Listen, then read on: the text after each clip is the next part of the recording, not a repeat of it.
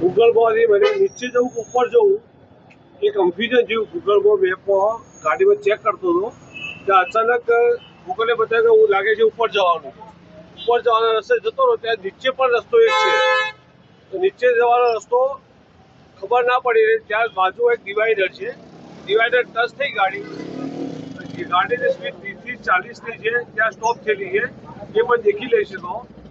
બીજી વસ્તુ છે કે ભાઈ કન્ફ્યુઝન હોય તો મેડિકલ કરાવવાની છૂટ છે. હું નો ડ્રિંક છું, કોઈ વસ્તુ એવું છે નહીં. અને અહીંયા પણ અગાઉ પણ લોકોએ કીધું કે એક્સિડન્ટ થયેલા છે એટલે એક ડિવાઈડર એવું છે જે નીચે પણ રસ્તો બતાવે છે, બાજુમાં બતાવે છે, વચ્ચે ઓવરબ્રિજ છે. તમે ક્યાંથી આવેલા? અમદાવાદ. તો ક્યાં જઈ રહ્યા? હું મારા ફ્રેન્ડના ત્યાંથી જઈને અત્યારે પાછો અમદાવાદ જવાનો હતો.